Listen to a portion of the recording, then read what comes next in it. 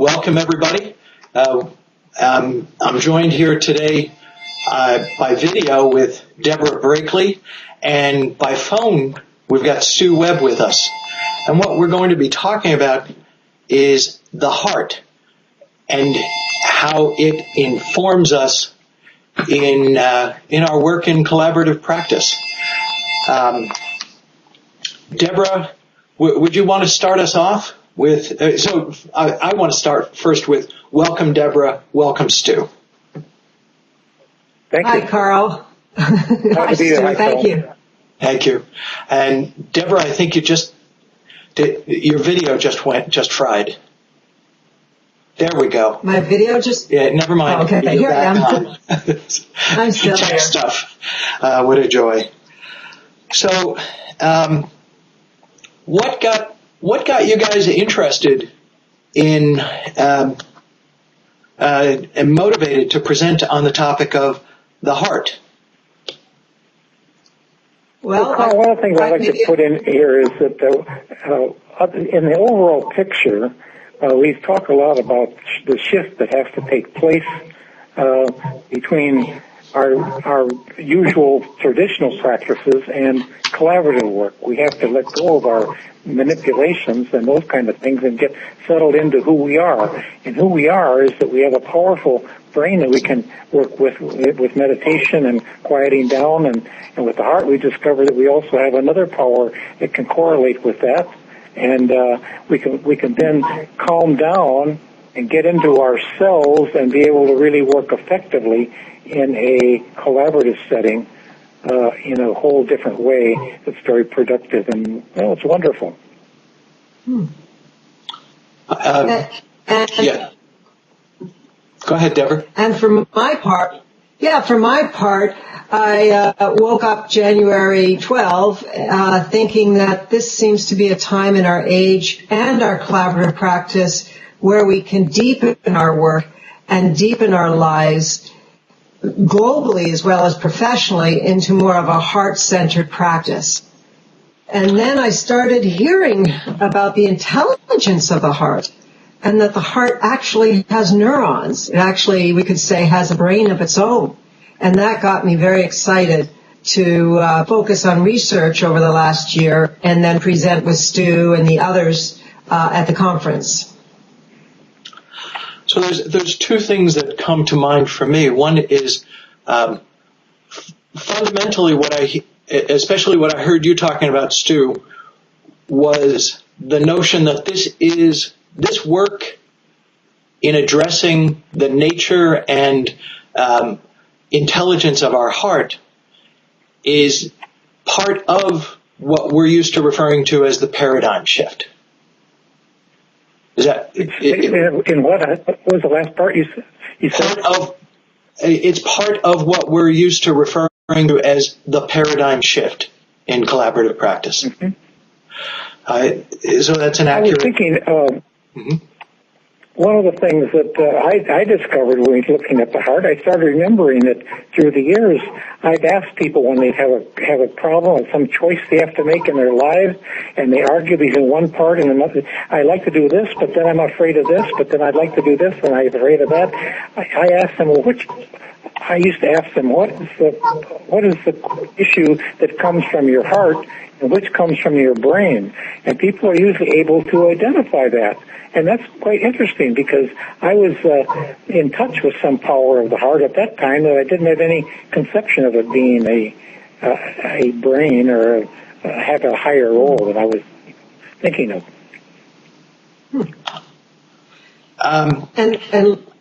Yeah, Deborah. And likewise for me, when I'm inspired by something, when I know I'm making the right decision, going down the right path, feeling the right type of connection with somebody, I feel it in my heart. I feel the energy in my heart. I feel enlivened in my heart. And then I know I'm on the right path.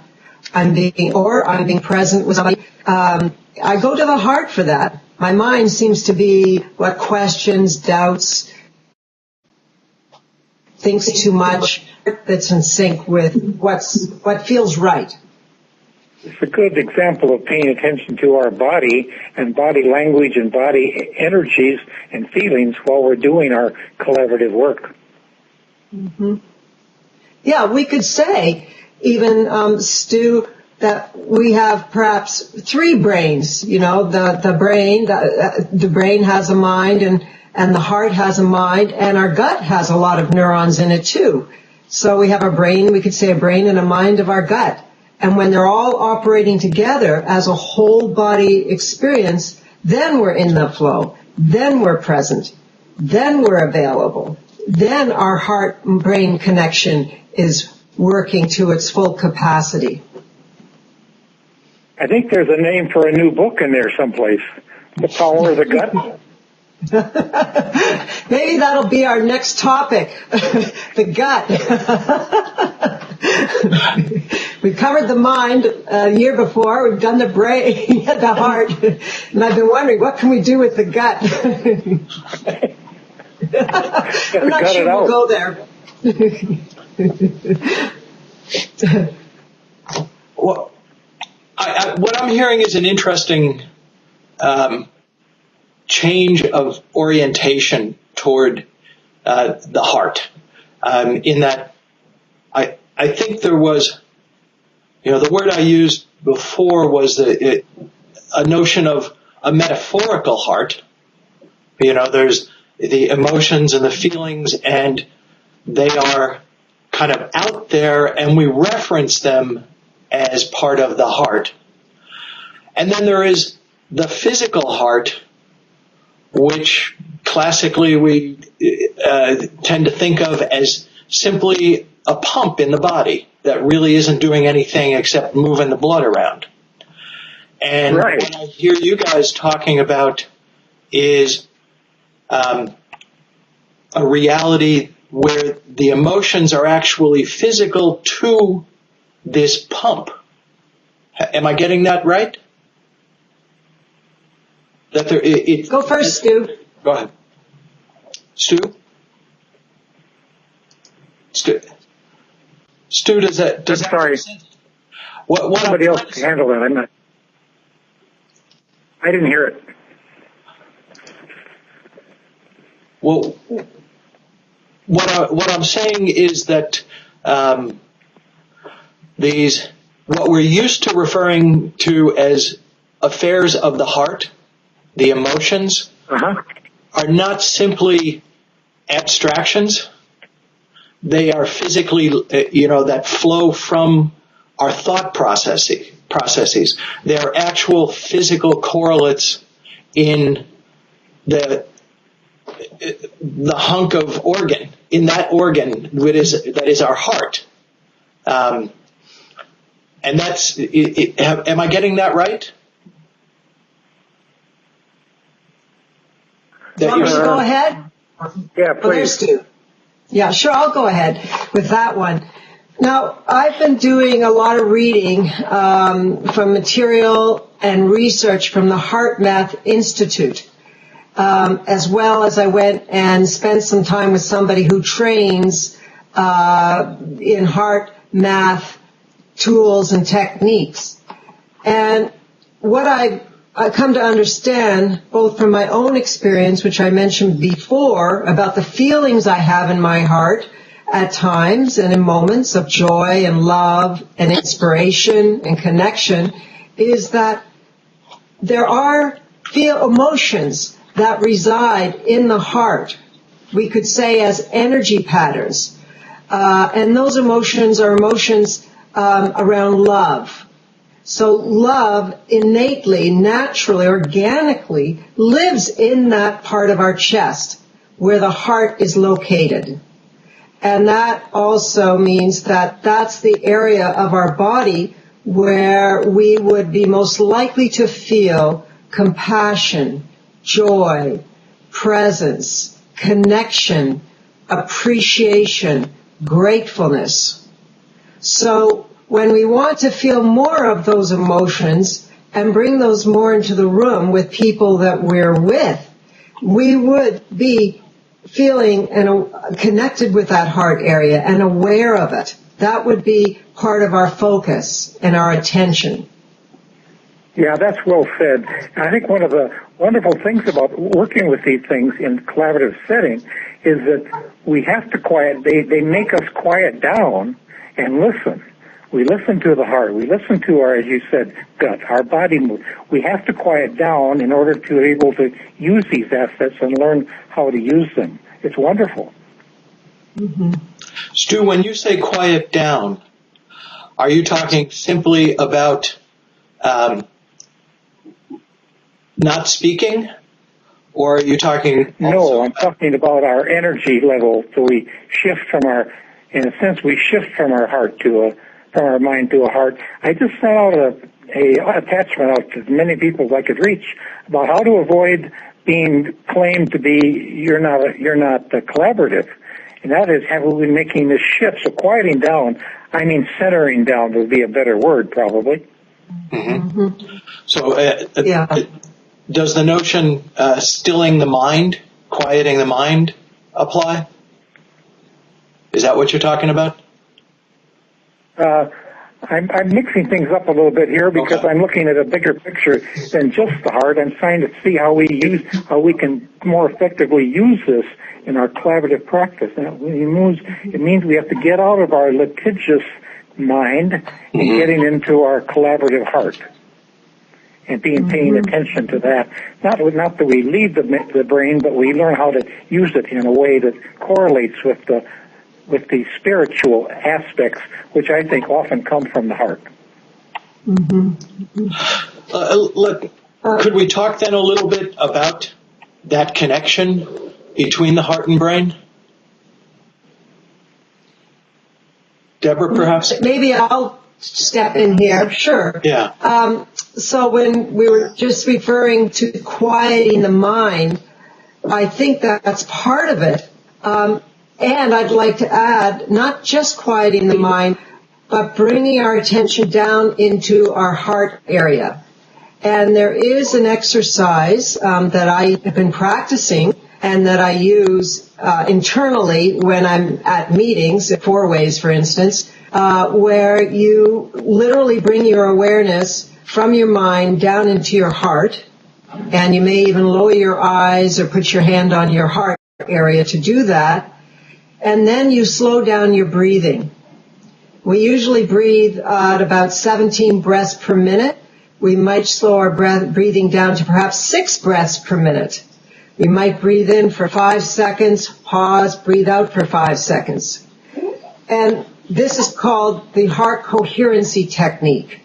So 1, again, bring your attention down into your heart area. Slow down your breathing. Become conscious of your breathing. Breathing in and out of your heart area. And then the third element that we can add is a sense of ease and or love, appreciation, or gratefulness. We choose one of those thoughts, emotions, and we hold on to that as we focus on the heart. Now, this is something that could be done over a period, say, of 10 minutes or 20 minutes, but if I'm in session with someone, it's something I do in a matter of seconds.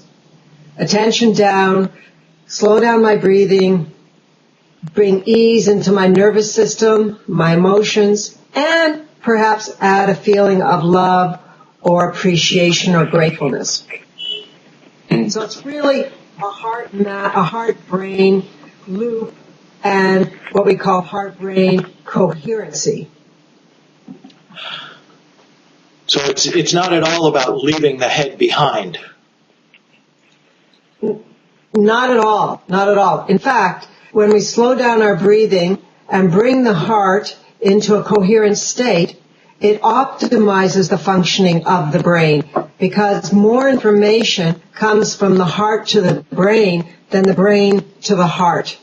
So if our heart is settled, calm, even in a state of compassion, then that synchronizes the brain into the heart rhythm. So they become synchronized, and in fact, it optimizes our access to intuition. It helps us to think more clearly. It connects with the neocortex. So the brain, we have a whole brain stability and optimal functioning. Yes, that's well said. And I was thinking of the traditional system of looking at the chakra systems in our body. Those are ancient thinkings, but and I used to think in some ways it was mythical. But here we are looking at the fact that we can't just use our brain, we have to use our whole body. And part of that is, as Deborah said, is slowing down and breathing and things like meditation and things like that, but an awareness of our bodies, an awareness of our hearts, and nurturing that and understanding that power that comes from that source. Well, I love the way you said that, Stu, the power that comes from that source. Because when I think of the heart now, I think of the intelligence of the heart and the power of the heart, and how we can bring more knowledge of that and experience of that into our lives, including our work as collaborative practitioners. We're only beginning to explore this whole integration of the heart brain. I think we're going to see a lot more in the next 10 years, for instance. What's coming to my mind is the challenge that many professionals have. I'll pick on the lawyers, but I think all of us are probably prone to it, or at least have the potential for it, and that is when we're engaged in other things, like if we're lawyers coming from a motion call, a calendar call in a motion practice, or a hearing in court, trying to make the transition to a collaborative four-way. Is this the kind of work that could be helpful to someone? I mean, I know when I'm talking to them, when I'm talking to an audience, I talk about making sure they allow for themselves to make this transition. Don't expect to be able to run right into a collaborative case from a motion argument. But all I talk to them about is take the time. What I hear you saying is this is something they could be doing during that time. Does that make sense? Sure, you bet. Yeah. One of the interesting things I was thinking of is, think of the word and think of the aspect of control and how much we think about in our lives of control and how much in the regular conflict resolution we think of control. In our lives we think of control. Where does control come from? It comes from our brain. It doesn't come from your heart. When you ever think of the terms of control coming from the heart? No. Good point. Yeah. Yep. More from the heart comes, again, the love and the joy, but also I want to bring up again the intuition, which is that beyond cognitive knowing, it's access to that non-local field where so much energy is contained and that can be shared, and that is shared between two people. It's said that the heart actually takes in information 1 second before the brain does. So the heart is taking in all of that non-cognitive information that we use to feel and have a sense of a person, to just sort of get a sense of them right away and their energy, as well as information about them that informs what we might say next to deepen the conversation. And we have to listen for that intuition rather than having it come from the speaker phones from our mind. Yeah. Well put. The Chinese symbol, the Chinese symbol for listening includes the heart. It's a beautiful symbol. And that's interesting that automatically includes the heart. And that's an age-old understanding and awareness. I wanted to come... Yes. Go ahead, Carl. No, go ahead. I wanted to come back to something that Stu mentioned, or maybe you mentioned it as well, and that's the spiritual aspect of the heart, the spiritual intelligence of the heart. And for me, And I think traditionally, from what I've read, the heart is the portal for the connection between the physical and the non-physical. And the heart, when I think of it as when we first come into this world, it is the beat of the heart at around, 6 to 7 weeks that indicates the life of the being. And it is said that the life force comes into the fetus at the time of that first heartbeat. So that connection between the non-material and the material is inherent. It's right there. And I think it's the spiritual connection that allows us to connect soul to soul, heart to heart with others. Because the heart is also, in many traditions, considered to be the seat of the soul. And certainly in some of the deeper experiences I've had in life, it's that heart that's enlivened and connects me to the other side. Mm-hmm.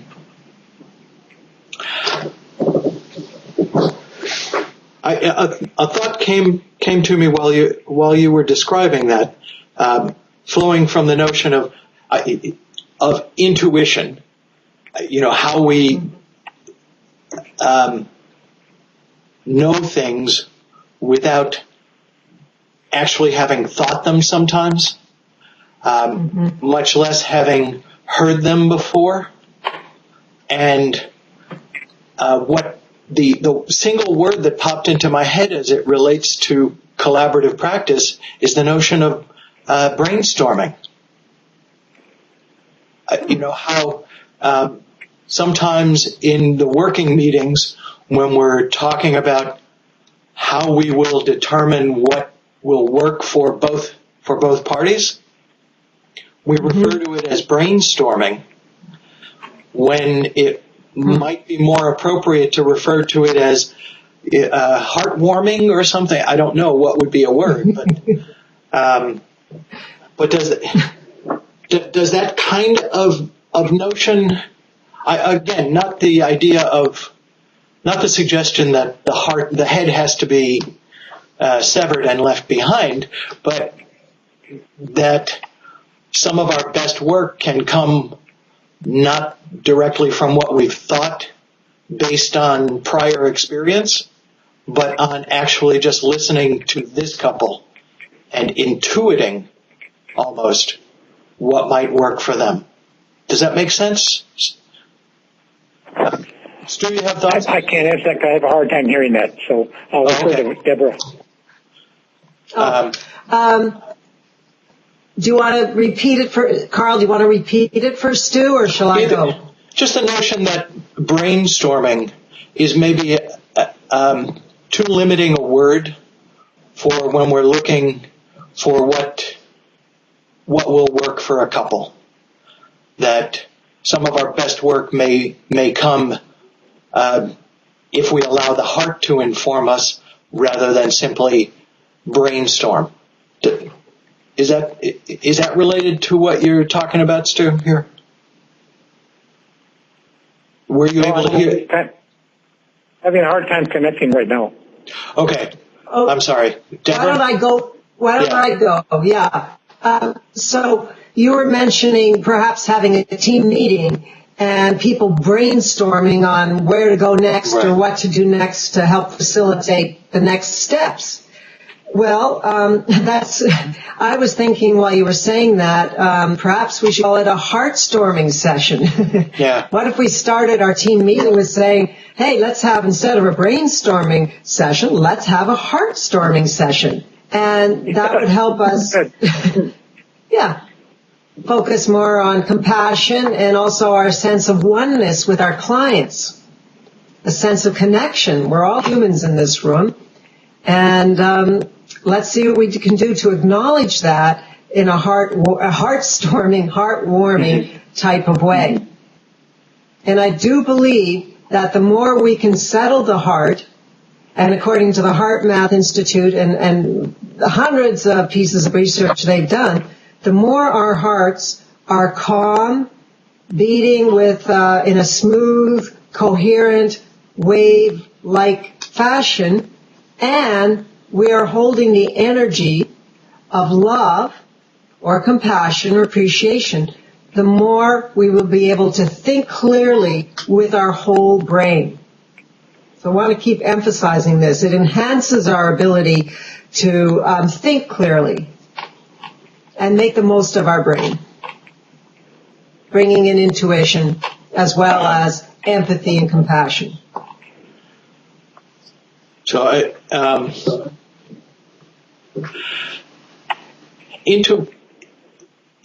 find it interesting.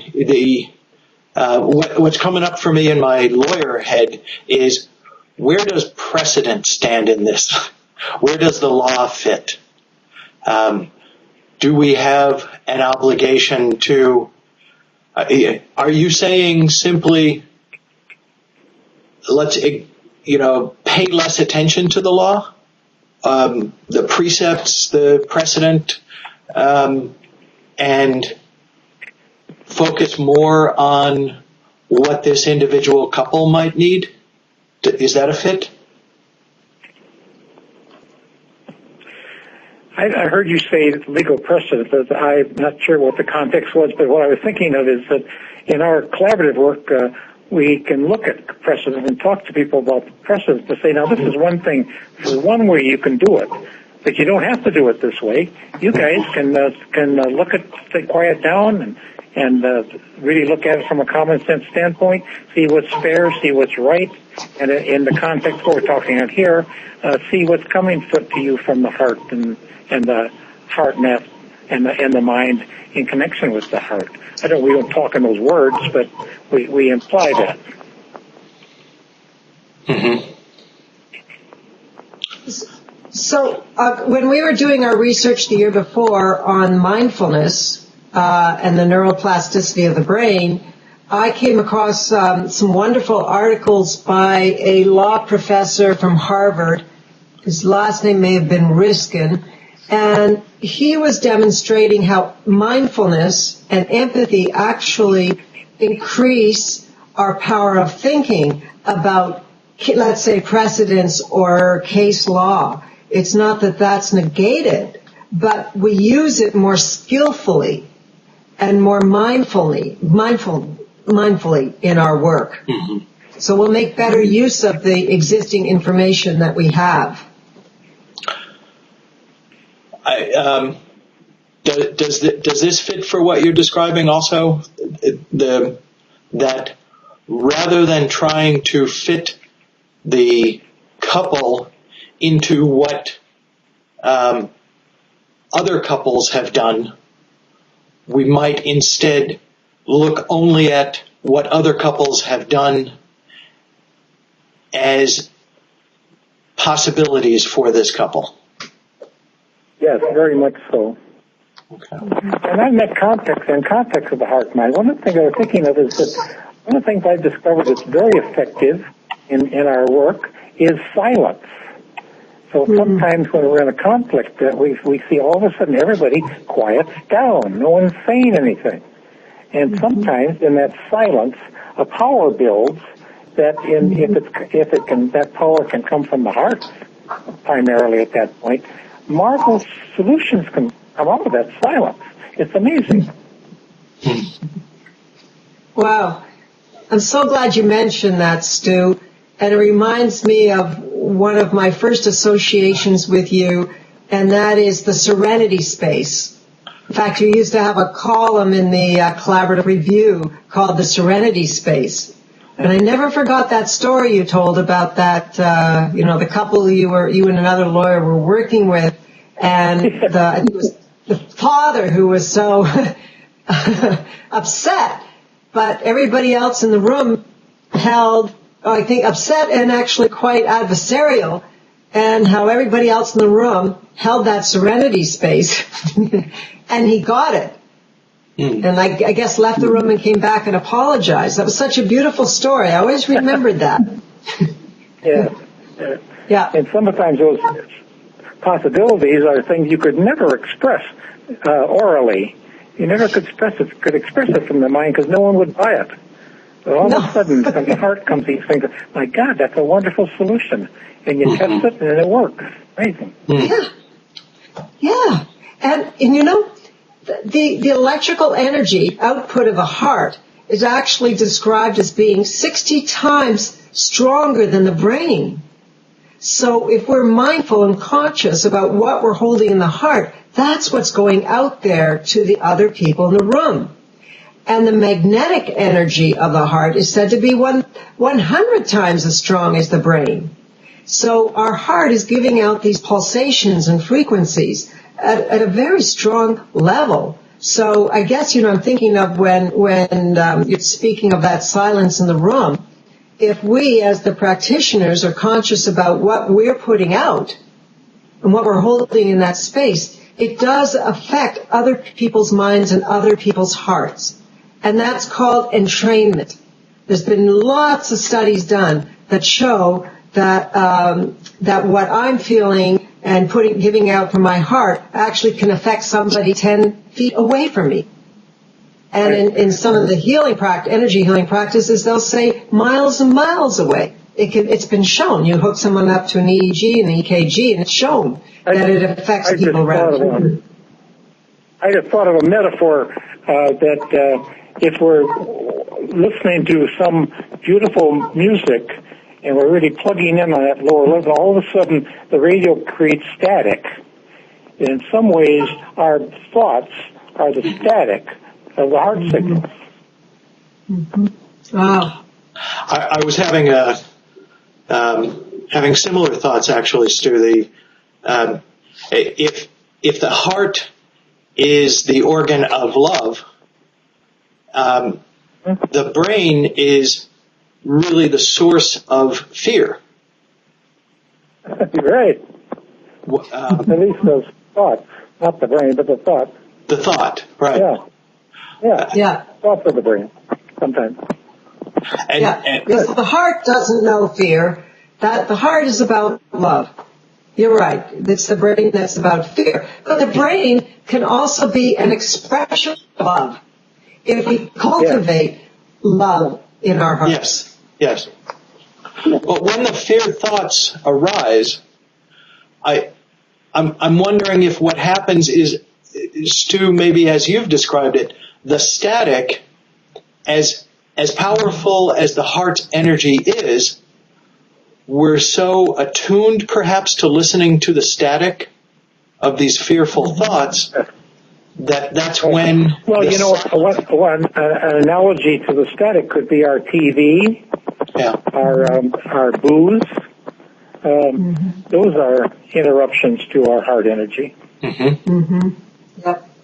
Just keeping too busy, too full during the day, I find is an interruption to my heart energy.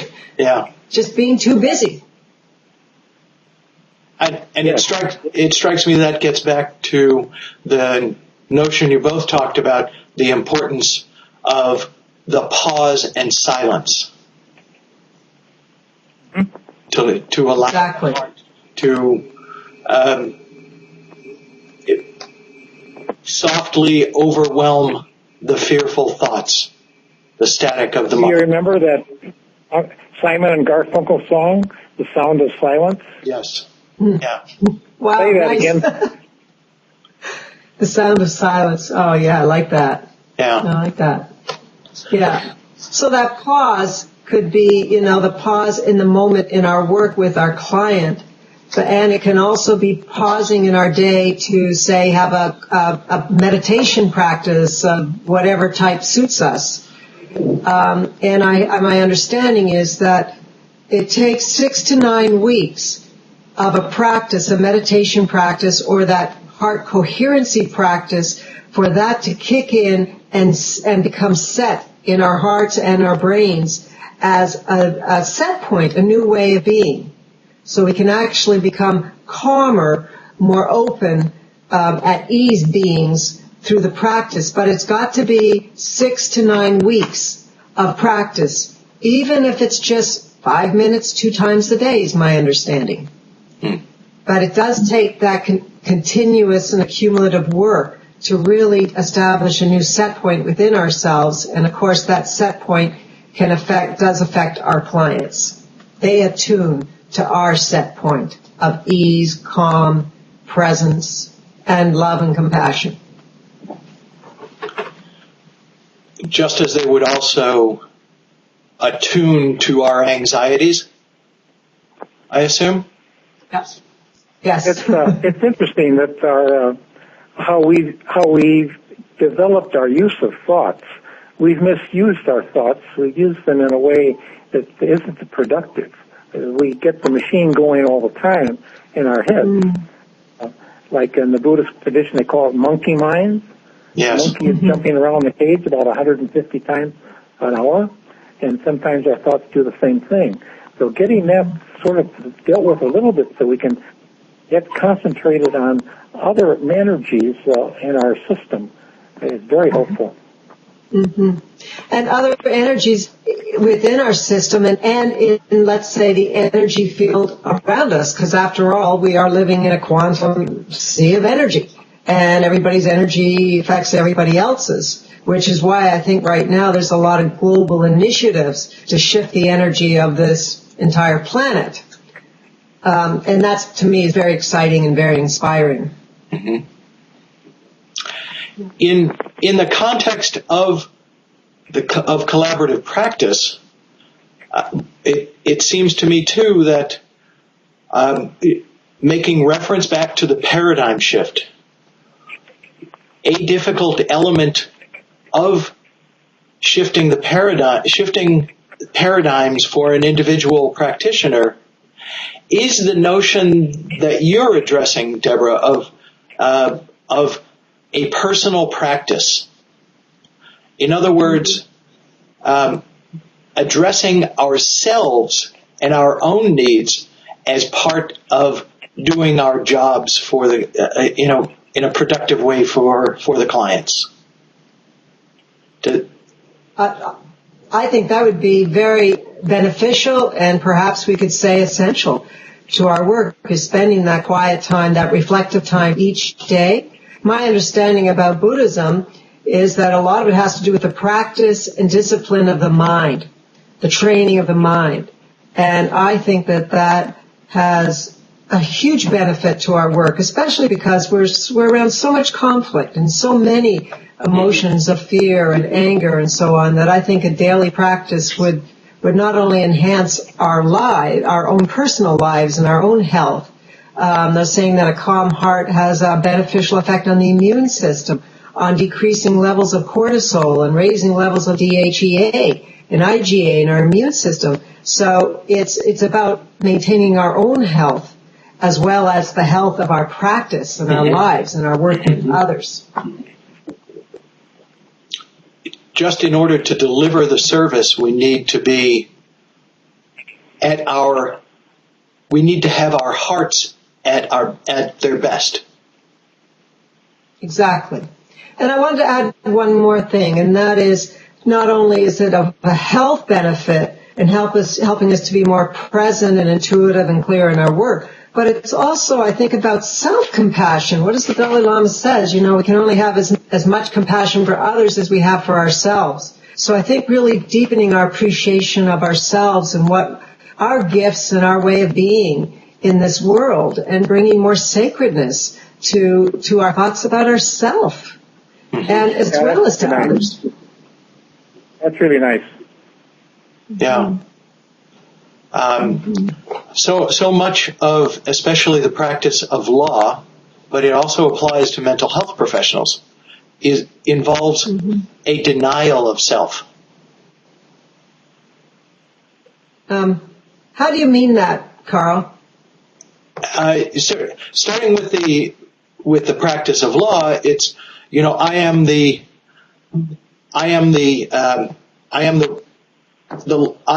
left brain. I am the thinker as a lawyer. But I also tend to see it as part of the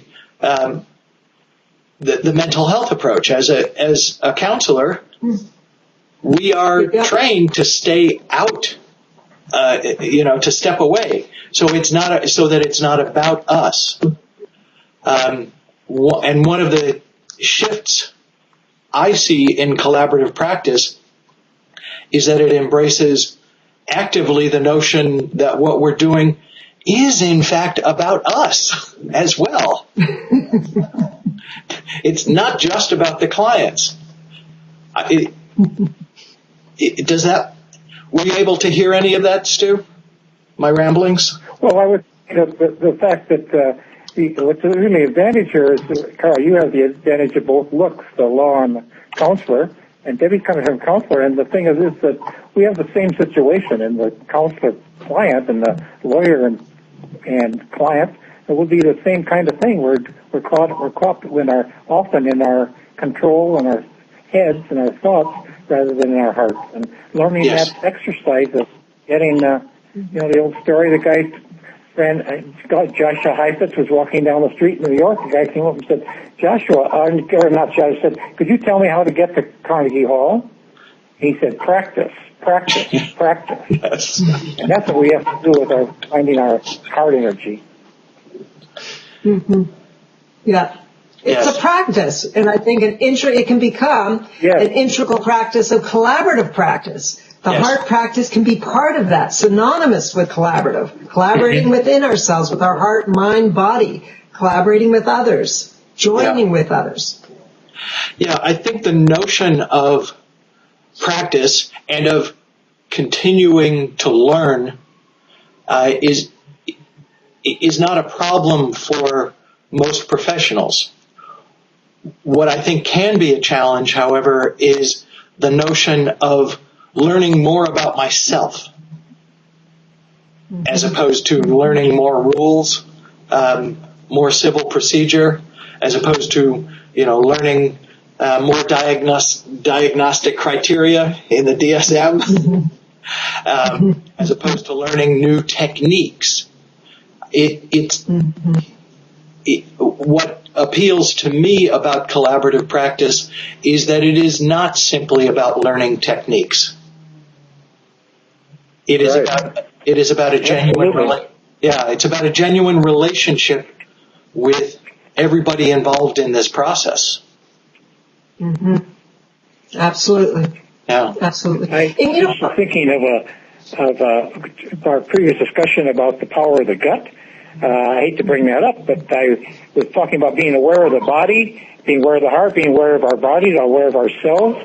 I can find myself sometimes in a four-way setting where I start wanting to take control from my head.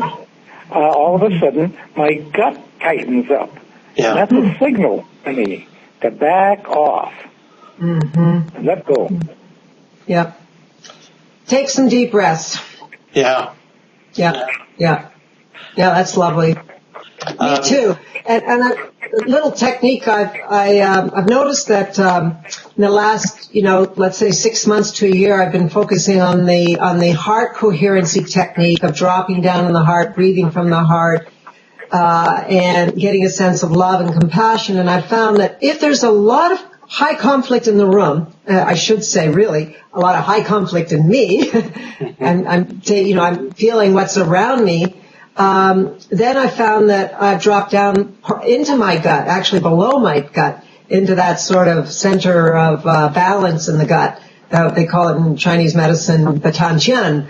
If I come down there first and sort of get grounded, feel my body in my chair, then I find it easier to come back up into the heart.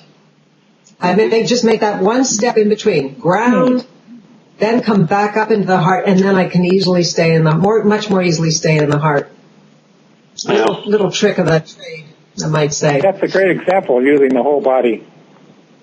Yeah, using the whole body. That's right. I wanted to come back to something you were saying about mental health professionals, Carl. Couple of points. When I was in grad school, what I was so interested in was bringing more spirituality and soul into our work. And of course, the first part of the word psychology, the psyche, means soul in Latin. It comes from that root. Right. So it's really about bringing more soul into our work, expressing our soul. And the other thing I wanted to mention is also in counseling research when clients have been asked what made the biggest difference, and of course, it's the presence and relationship with the therapist. I think 82% of what they credit to be beneficial is actually what happens between ourselves and our clients, not the tools or the techniques. Right. Or we could say our case law or precedents. Right. What I find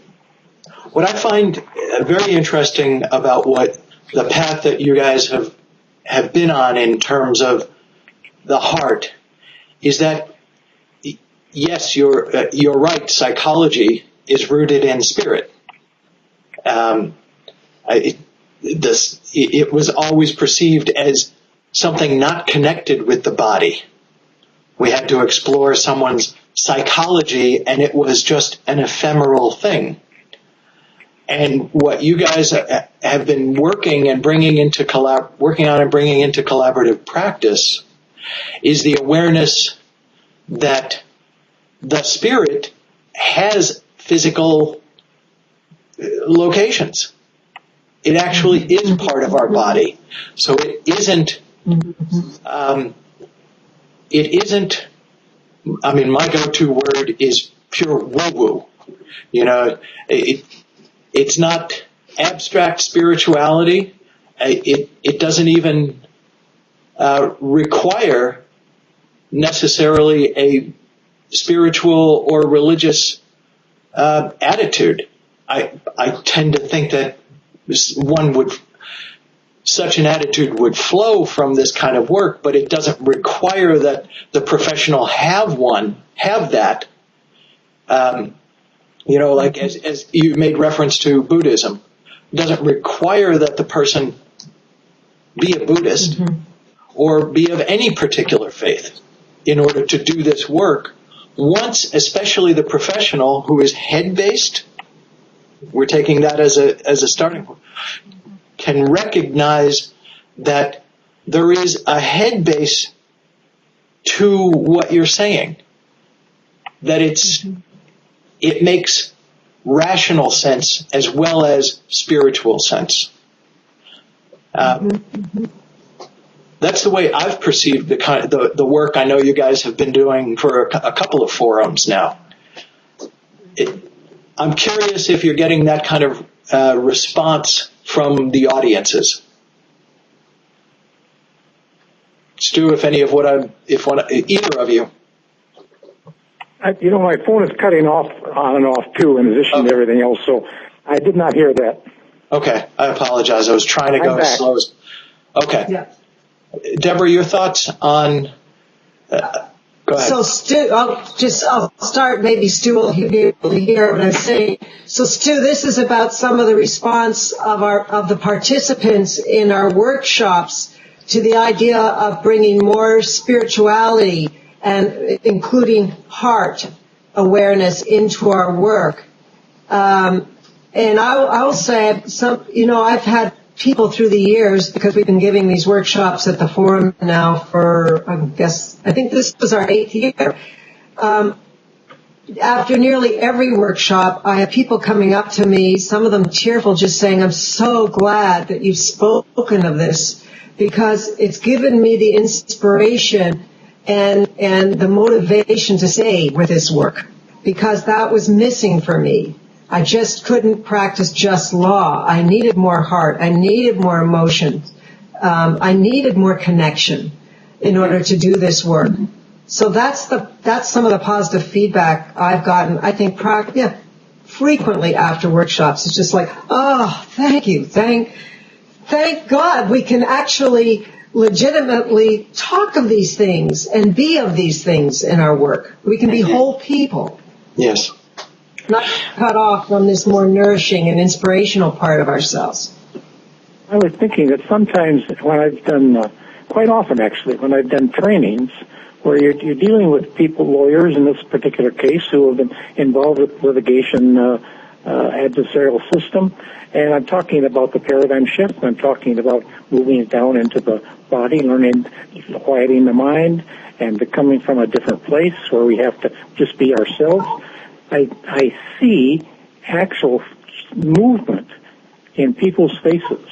They begin to get it. They begin to quiet down. All of a sudden, their faces change in a period of a couple hours. They flesh out. They quiet down. Their minds, their faces get quiet.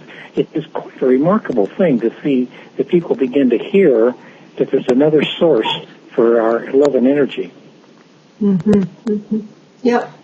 And now, cycling back to something you said, Carl, it's not so much woo-woo anymore. There's actually a body of scientific research to support the things that we're speaking of, to support the role of the heart in our lives, internally and externally.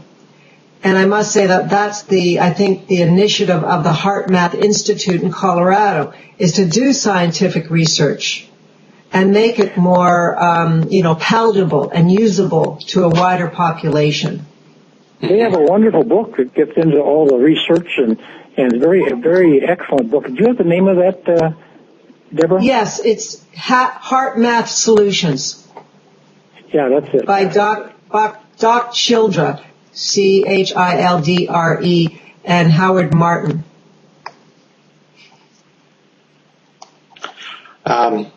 There's not that many books out there on the heart. I found maybe 2 that talked about the intelligence of the heart. So, there's a lot more to be said and done about this, and I predict that there'll be way more books within the next 10 years. Just like when people started understanding more about the neuroplasticity of the brain and the properties of the brain, there were only a couple of books, 15, 20 years ago, and now I have a whole shelf of books on the brain. Yeah. But only 2 or 3 on the heart. But there is a lot of research, paper research, articles written. You said only a couple of books on the heart, and when you said that, it seems only a couple of years ago there was a book, Emotional Intelligence, the reference to the EQ. Is there a tie-in with that book and that work with what you guys are saying? The notion of emotional intelligence? Stu? Did you have something on that? I read that book, Emotional Intelligence. I kept trying to think of the author of that. Never mind. But yeah. Daniel Goldman. Goldman. Exactly. Yeah. Yeah. It's another example of looking at these areas. Okay. And the emotional intelligence of the heart is that the heart is, again, the place for love, appreciation, compassion, gratefulness, the positive emotions. And by calming the heart and allowing those emotions to take hold and becoming more habitual for us, that actually helps to calm fearfulness, frustration, impatience, which comes more from the mind. So that we actually can create a more life-enhancing set point for our emotions. So by breathing deeply, coming down into the heart, it actually lessens the tendency to be reactive, emotionally reactive in the sessions. And I've seen that again and again. Even if it's just saying, take some deep breaths, come down out of the mind, out of the brain. Yeah. So we're going to recommend that people plug into their Heart app, APP. Yeah. Download that app. Right on the iPhone. And it's free. And it's a free app. and it would, what would appeal to me about it is not just the tech piece, but that it's expressly a reference to the iPhone. It should be an I app. Very good. Very good. The iPhone, which of course is about, to move into that phrase, I am. There's identity belief therapy where you say, I am love. I am what you want to be. Yeah. And then I am is related to Om. Yes. Yeah. So it all kind of connects. There is a piece that comes up for me as I listen to this, and we are focusing on the self-work that this requires.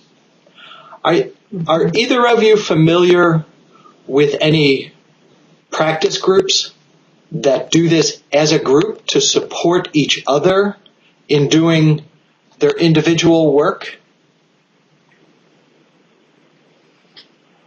Well, mostly in mindfulness groups or meditation groups. I think that would be the closest thing I would think of coming to. Actually, I was wondering about collaborative practice groups. Are you aware of any that are saying this is something that we would benefit from working on together to support each other in our our heart-related work, not simply as part of an individual matter, but on a regular basis? Well, the heart stuff has not gotten a lot of PR, I don't think, in collaborative law. We kind of initiated that in our forum workshop in Chicago. But the word really hasn't got out in this area. I don't think about it. It's like we have to let people know about this because the Heart Math group has been working on it for probably 10 years, and most people don't hear about it. Okay. Yeah, I agree. Yeah. I'm going to give a presentation on the heart to our collaborative group here in Vancouver in February. Well, great. So That's a good idea. I was asked to do that, so I'm excited about that. And I hadn't really thought about, perhaps a heart math focused or a heart focused group coming out of that, but now I'm going to entertain that idea. Perhaps there would be some individuals who would be interested in creating, a regular practice. Well, I don't know.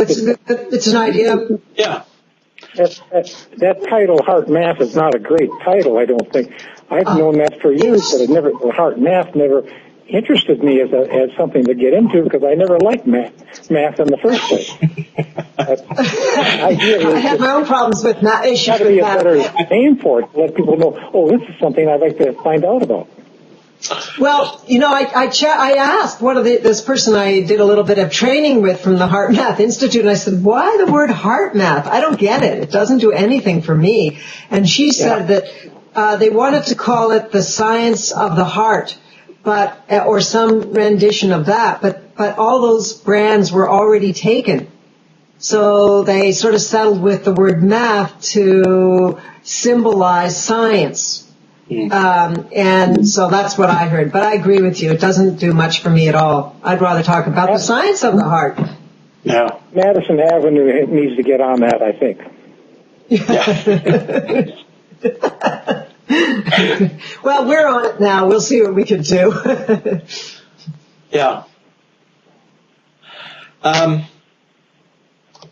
Any other thoughts at this point? I think we've been. I think our hour is about up, isn't it? Yeah, I wanted to be respectful of your time, and yes, you're right. We are at around an hour.